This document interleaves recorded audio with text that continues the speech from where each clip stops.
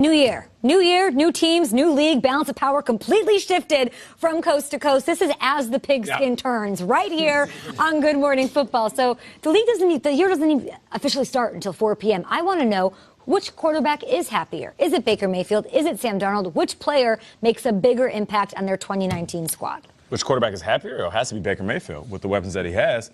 You look at Baker and what he brings to the table. So Odell makes a bigger impact?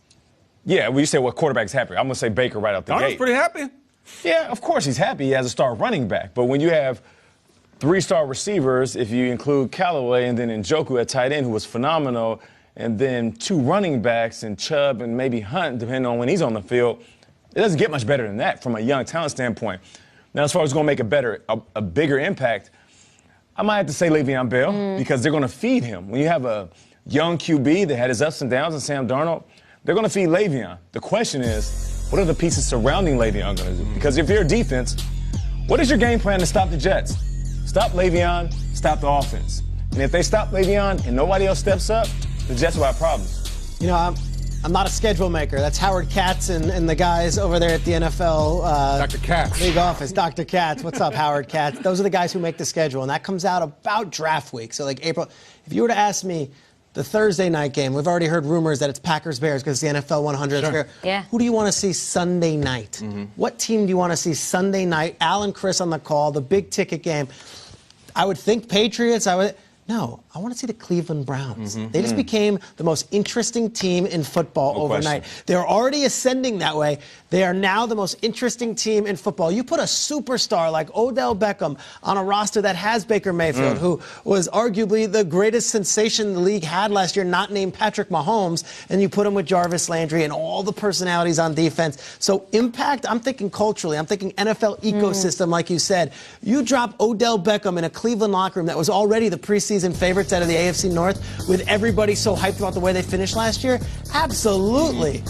Look, Odell didn't play a lot of games the past 2 years for the Giants. Odell didn't make a lot of great plays for the Giants the past 2 years. But when he was on the field healthy, oh, baby, there was no one more electric, no one more exciting. This could also be a beautiful disaster. Sure. This could be a colossal Very melt. watchable. This could be just a fantastic, fantastic meltdown of personalities together. And guess what? Either way, I'm here for it. Impact, Odell Beckham just shook up the league. It's much bigger than Cleveland, isn't it? Like, don't you have a friend on a text chain or on Twitter who's a fan of a different team but is so excited about Odell going to Cleveland? I think we all do. It's sea to shining sea, and yet I'm going to go Le'Veon because impact has to do with everything. It's not just football. And it's like the Browns are already up at a 7 after last year. The Jets are way down here. It's like they show up to the bar and their friends already had 3 rounds and they have to catch up. You know what I mean?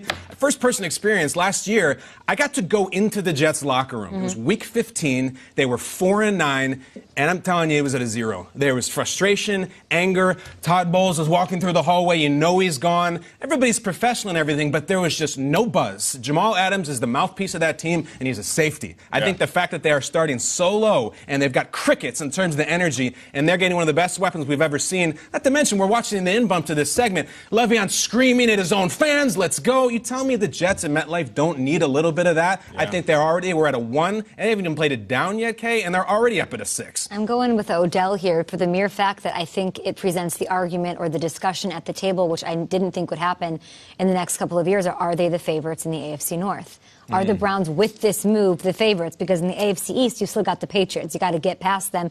There's not a chance. That's not a conversation. So it's the mere fact of the balance of power in that division with the 2-time Super Bowl champion, with what's going on with their excitement with Lamar Jackson, the fact that they're sitting, and you can't be that excited if you're a Ravens or a Steelers fan this morning waking up to this. Whereas I think Bill Belichick, I don't even know that Bill knows this news. He might not even know about Bill this. might be the kind of guy I am when I'm on vacation and I turn it off and put it away. He's diving. He's in Barbados, wherever he is. And he all of a sudden turns on his phone and he's like, that's cool. Let's keep going. You know what I mean? So the fact that we're talking ripple effects and balance of power, Kitchens, you flip the table. Yeah, they did. The Browns are interesting right now. But there's also a crowning that goes on already. I saw Travis Kelce's on Twitter last night already being like, we have the best offense, we have the best players.